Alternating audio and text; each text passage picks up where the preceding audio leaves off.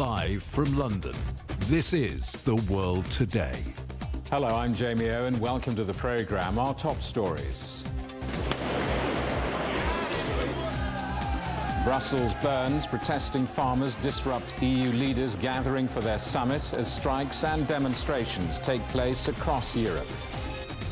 Safely inside, EU leaders approve the $54 billion support package for Ukraine, despite threats by Hungary to block the deal again. And is this the most serious peace initiative so far? The leader of Hamas is due in Cairo to discuss a new proposal for a ceasefire and the release of hostages in Gaza. Protesting farmers made themselves heard as EU leaders gathered in Brussels for that summit to approve funds for Ukraine. Inside the meeting, all 27 member countries approved the $54 billion support package for Kyiv that had been blocked for weeks by the Hungarian Prime Minister Viktor Orban. While inside there was calm, outside there were chaotic scenes as protesters clashed with the police, who responded with water cannon. Demonstrators want changes to EU farming regulations and net zero targets. Well, many parts of Europe are seeing protests. Farmers from Greece, Romania and Germany have all staged action during the week. We'll take you to Thessaloniki and Paris shortly. First, our correspondent Ross Cullen watching events for us in Brussels. Ross, so after weeks of Hungarian resistance to extending the Ukraine funding, finally a deal all 27 EU countries agree on.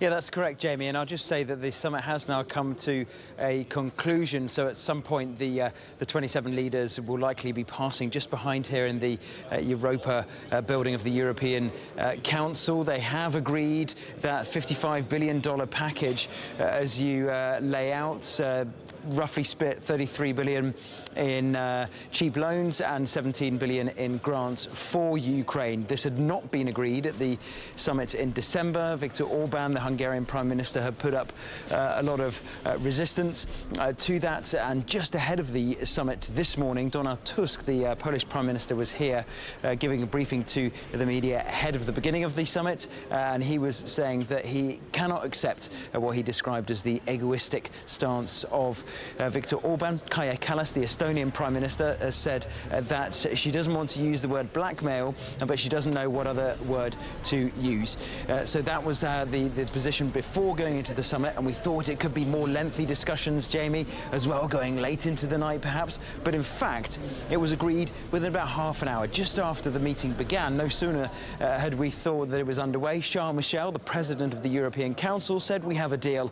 It was agreed unanimously, which means the Hungarian Prime Minister Viktor Orban did sign up to it. It is a boost for Ukraine, particularly because in 22 days' time will mark 2 years since the beginning of the Russian invasion of Ukraine, and Volodymyr Zelensky, the Ukrainian president, welcomed that deal. Ross, that's the politics. Let's turn our attention, if we can, to the protests. Mass farmer demonstrations in Brussels ahead of this summit, adding to the growing number of protests across the EU. Do you think leaders there are concerned? Well, Jamie, I asked the President of the European Parliament, Roberta Metsola, going into the meeting, what she had to say to farmers who are just outside this building. It's just a 5-minute walk to where they are, and we have seen real chaotic scenes, dramatic scenes, as the farmers have blocked the area in front of the European Parliament, which is where I say Roberta Metsola works. And she said, we listen to you, we can hear you, we see you, farmers, we are listening. We admit that in times we haven't communicated well enough to that particular sector, and that is something they want to improve, listening to and trying to act on some of those demands from farming protesters. Now, the scenes outside, they've been setting fires in the main square, Place Luxembourg. There have also been, they've been throwing eggs and bricks at times, some of the protesters, the police responding as well. But we've seen a real melange of protesters, left-wing, right-wing, pro-Palestine, pro-Russia. Even there were Spanish communists, Estonian fascists, fascists. Everybody was at this protest, and it's still going on. But the main key element of that demonstration is farmers once again, with slurry tanks, with their tractors, trailers, tyres on fire, chants, demonstrations, placards, really calling for an end to this focus on these big international free trade deals, trying to focus on the problems that they say they face of low salaries, high costs, cheap imports, the effects of climate change policies on their sector, and also a feeling that politicians in buildings like this, Jamie, are not listening to them. Ross, thank you very much for that. Ross Cullen in Brussels. Well, French farmers are continuing their protest, blocking the main road into the capital with their tractors. The strike action escalated overnight as police arrested dozens of people who forced their way into Europe's biggest food market just outside Paris. Let's talk to our correspondent, Tony Waterman. Tony, any sign of these protests dying down and everyone going home?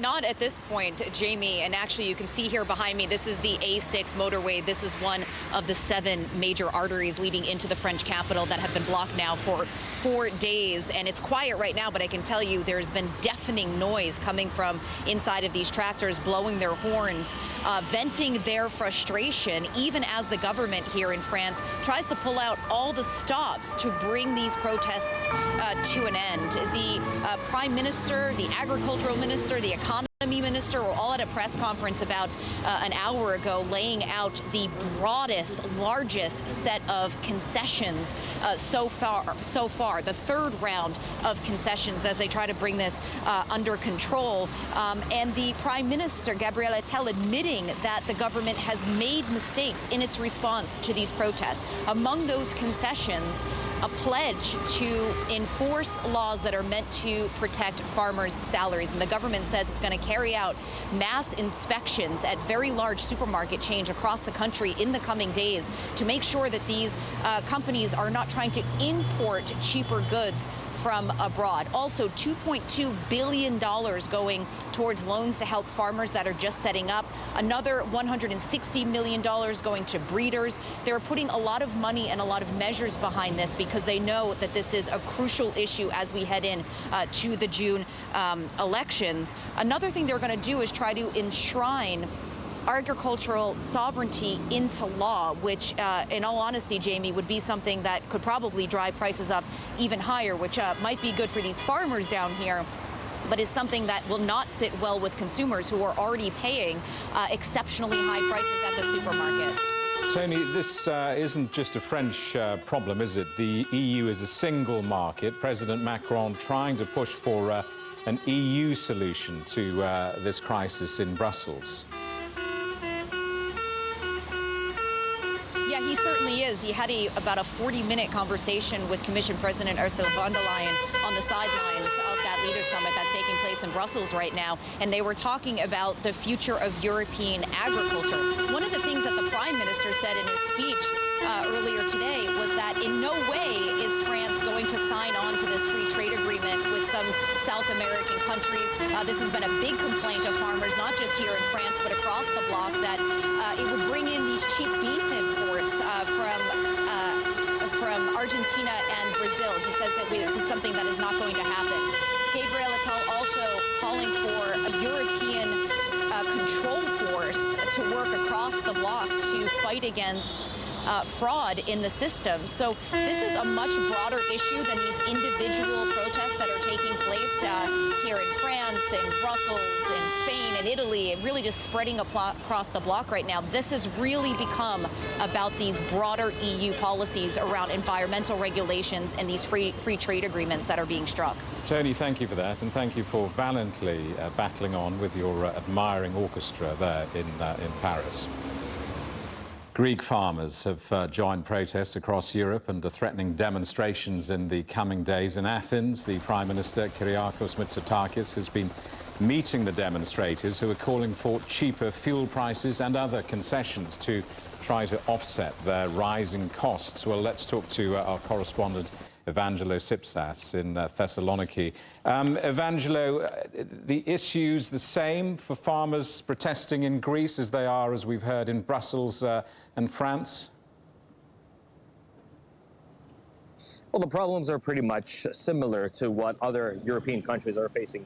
The high inflation, of course, high production costs, the energy costs, fuel, which is quite expensive here in Greece. But here, there's a little bit of a different story as well, because unlike other countries, here in Greece, last September, there were heavy floods that most of the agricultural areas were flooded and got destroyed. And that's what these farmers are also asking. They're asking for compensation from last September's storms. They want the government to be able to give them back 100% of what they lost. That's pretty much all the crops that they have planted throughout the whole year. They want compensation for that. They want compensation for their farms. They want compensation for their houses, their livestock, their businesses, their houses, everything that has been destroyed. And that's what they're demanding. But beyond that, they also want better insurance from the government to be able to protect them for any extreme weather phenomena, because now they have mentioned in past conversations with the government that climate change is here and that it's affecting their everyday life.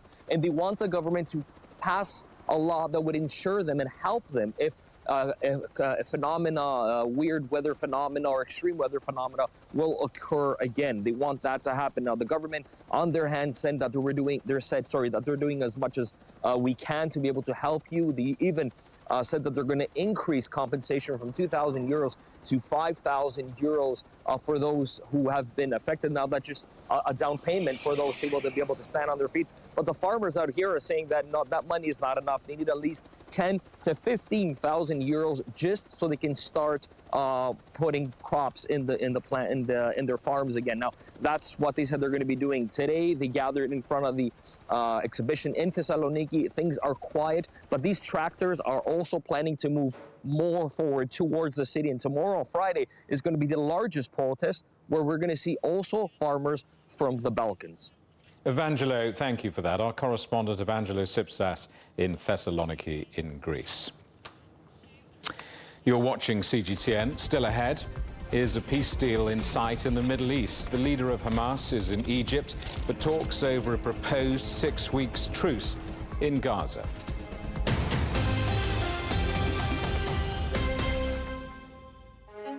The 27th of January marks the 60th anniversary of China and France beginning their diplomatic relationship and starting a historic new chapter. We'll be covering the partnership in detail with week-long special coverage and meeting the bridge builders who have dedicated their lives to strengthening ties between the two countries. China-France 60 years, beginning Saturday, the 27th of January, on CGTN.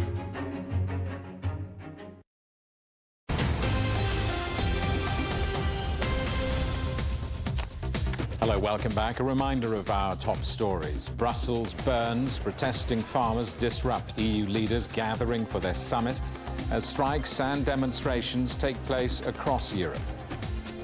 Our other headlines: EU leaders approve the $54 billion support package for Ukraine, despite threats by Hungary to block the deal once again. The United States has carried out strikes on 10 unmanned drones and a ground control base in Yemen. The U.S. military says one of its Navy ships also shot down 3 Iranian drones and a Houthi anti-ship ballistic missile in the Gulf of Aden. Iran-aligned Houthi militants have launched a wave of exploding drones and missiles at ships in the Red Sea and Gulf of Aden in recent weeks, disrupting shipping. Meanwhile, the Houthis say they struck a U.S. merchant ship in the Red Sea in an attack targeting commercial vessels. The United States is yet to confirm this took place, but the UK's Maritime Trade Operations Organisation says an explosion has been reported. The vessel and the crew are safe. The Houthis say their attacks are in response to Israel's military operations in Gaza.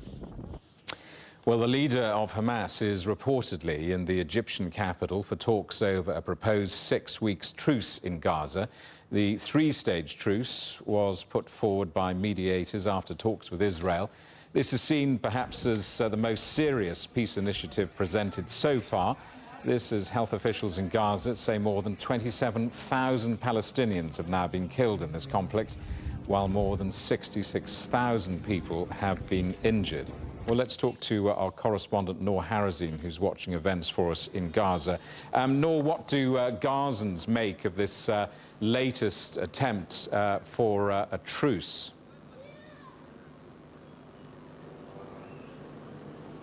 Well, Palestinians here on the ground are actually optimistic, and the fact that Hamas is reviewing this truce plan, the fact that Hamas leaders are now in Egypt negotiating this truce, this is something very positive and optimistic. People here on the ground even are putting pressure on Hamas to accept a ceasefire, a truce, only if it will grant Palestinians their rights. One of the most important following the ceasefire is for Palestinians, displaced Palestinians from northern Gaza and from Gaza City, to go back to their homes. People here on the ground are talking about this all the time for almost 2 days now, and they are repeatedly talking about if Palestinians will be able to go back to their homes in northern Gaza, because in the previous 7 days truce agreement, Palestinians in Gaza were not able actually to go back to their homes in northern Gaza. Also, let us talk about some of the changes that are actually happening on the ground. According to eyewitnesses and journalists in central Gaza and in northern Gaza, the Israeli troops withdrew from large areas in northern Gaza and in Gaza City and in middle Gaza. Still, we are talking about a number of tanks and troops, Israeli troops at the eastern sides of Khan Yunis, the eastern side of northern Gaza, Jabalia refugee camp, but the majority of the Israeli troops that incursioned in Gaza over the past weeks have now pulled out from central Gaza City. Noor, thank you for that. Our correspondent, Noor Harazim, in Rafah. Well, let's get the view from Israel now and talk to our correspondent, Sarah Coates, who's in Tel Aviv for us. Sarah, Israeli settlers are protesting at the port. What are they asking for?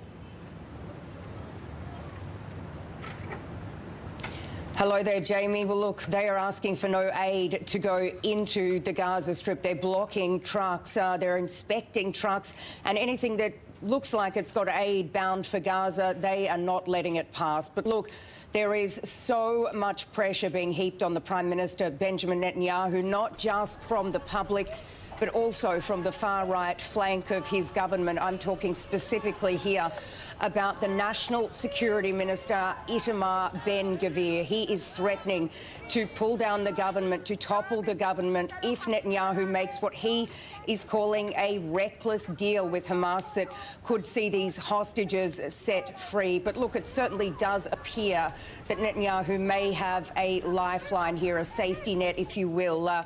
The opposition leader, Yair Lapid, from the centrist Yesh Atid party, he says that he would step in and take the place of these ultra-right-wing parties that form this coalition there with the government to prevent the government falling. But he says that this is not to try and save Netanyahu's political hide.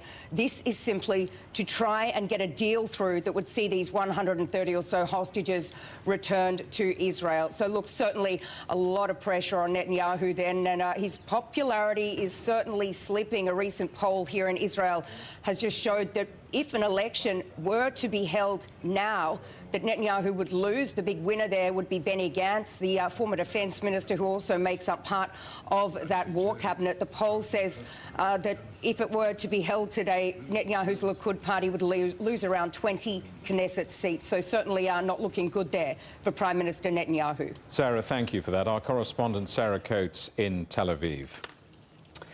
London's High Court has thrown out a legal action filed by Donald Trump against a British private investigations company. The data protection lawsuit against Orbis Business Intelligence was over a dossier which alleged ties between Trump's campaign and Russia. The judge said there were no compelling reasons to allow the claim to proceed, as Trump had filed his claim outside the 6-year period of limitations. It's one of many legal cases involving Donald Trump, who's currently the front-runner for the 2024 US Republican presidential nomination. The climate activist Greta Thunberg is on trial in London for a public order offence. The 21-year-old was arrested in October while protesting outside the Energy Intelligence Forum. Thunberg, along with 4 other people, has pleaded not guilty to failing to move on when asked to do so by the police. If convicted, each defendant faces a maximum fine of just over $3,000. The Spanish region of Catalonia has declared a drought emergency for Barcelona and surrounding areas. The region will face stricter water regulations after 3 years without significant rain. Residents have been banned from washing their cars, watering gardens and filling swimming pools. The restrictions have been placed on 200 villages, towns and cities, affecting around 6 million people. Well, climate changes pose one of the biggest threats across the Pacific for the tiny island country of Nauru. Critical water supplies are now being threatened. Our correspondent Greg Navarro reports. Elkanah Capelli says he's often reminded of how lucky he is to have the Pacific Ocean as his backyard. Everybody say if you're close to the ocean, that's a $1 million view. But lately, he hasn't felt so lucky. During high tides, actually, the water comes up all the way to here. Tidal surges are eating away at the land that's been at his family for more than 6 decades, and they're becoming more frequent, the most recent just 2 months ago. This used to be the edge of the property with a beautiful view of the ocean, but that last tidal surge literally took about 8 or 9 meters of land, enough to wipe it out in one single go, further exposing the house behind it. And there's nothing he can do to stop it. It's just a matter of minutes and stuff. It can just be taken away by the ocean. That's scary. The impacts from climate change are taking a dangerous toll across the Pacific. For the island nation of Nauru, rising sea level is consuming the coast where most of its 12,000 residents live. Just weeks ago, a tidal surge breached the seawall and washed over this road, claiming about 4 meters of land. Nowadays, sea level rise is becoming more scary than tsunami itself, because we're actually seeing the impact of it. The other major climate change-related impact is more frequent droughts, depleting Nauru's precious freshwater supplies. We've had some intense droughts in the last few years, and of course the people struggle, and then the country struggle. Nauru's government has created a plan to build houses on higher ground in the country's heavily mined interior, but that project and addressing water issues here requires money, which Nauru does not have enough of after depleting phosphate reserves, which served as its main income source. All new infrastructures and all new development comes back to funding. And definitely Nauru at the moment, with our economic stance, it's not really stable. For now, Elkanah Capelli is focused on trying to save his property. This is my future. This is my son's land. A future, he says, that continues to slip away. Greg Navarro, CGTN, Nauru.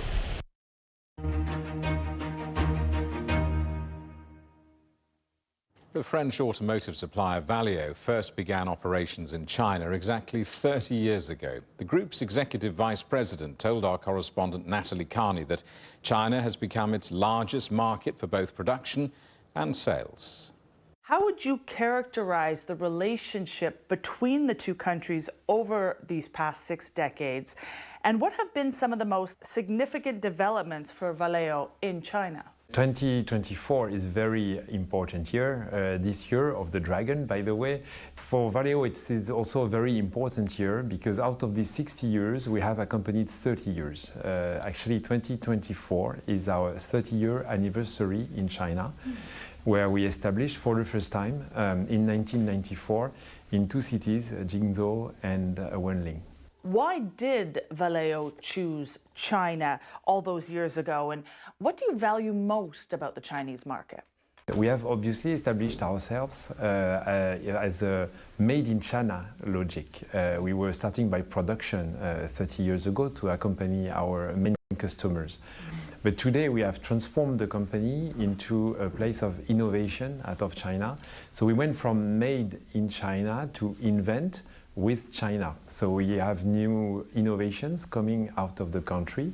China is the first automotive market. It's also the market where the electric revolution is happening the fastest, and Valeo has decided to embark into this electrification revolution. It's also a place where software is extremely important. The car is becoming much more software driven, and with driving assistance systems developing very fast, we have made the driving assistance as well as software driven vehicle a key pillars of our strategy in Valeo. How would you say then China has helped Valeo grow and develop? What are the positive aspects of operating in China? Well, the first positive aspect is the sheer size of the market. We have a very, very strong market. This allowed us to have production and development centers, 14 development centers, as you mentioned. The second very strong support that we can find in China is talent. The talent, it's a country where a lot of very well-trained engineers are trained every year in all the domains that are of interest for us. Third would be the ecosystem. It is also a country where the ecosystem of mobility is very strong, and we have a lot of partnerships as well in these ecosystems with the university, with venture capital funds, and of course with the OEMs, so what we call OEMs, which are our customers, which are the car manufacturers. So these are also one of the key aspects of the market in China is the diversity of the customers and the unique opportunities for us. And finally, success for a special delivery truly out of this world. A spacecraft carrying nearly 4,000 kilograms of scientific hardware and supplies has arrived at the International Space Station. It marks a 40-hour rendezvous for the Cygnus cargo ship, which launched on a SpaceX rocket from Florida on Tuesday. And that is the world today. Thank you for watching. We're back with more news at the top of this hour. Coming up next, it's World Insight. For now, from all of the team in London, it's goodbye.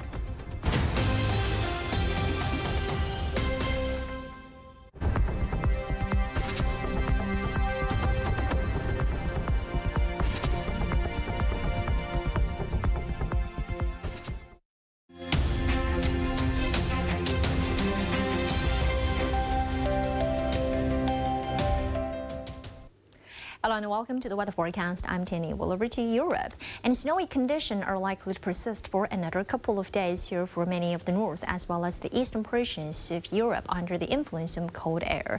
And the clash between the cold and warm air masses are likely to trigger a round of precipitation here for many from UK all the way towards into Poland from Friday into Saturday. And most of them will be in the form of some light rain with a potential wintry mix here for the higher elevations as well as the mountainous areas. So please take a necessary precaution to stay safe. And here for the temperature development over the next couple of days, we're likely to see a round of rising temperatures here for many of the west as well as the central portion of Europe as we head into this weekend. Most of the high temperatures in the region will be ranging between 15 to 20 degrees Celsius, which is a little bit higher than the average level at this time of year. Well, here take a closer look out of business and travel. Here for Paris, we'll see some overcast conditions on Saturday and clear skies for Madrid with a high of 19. Well, notice that the overnight low temperatures will be just about 1 degree Celsius, so please pay special attention to the big temperatures difference between the highs and lows. And here for other major cities across the Central Europe, and Berlin is likely to see a chance of showers with a high of 10 and low about 8. Overcast for Vienna with a high of 9 and low temperatures about 6 degrees Celsius.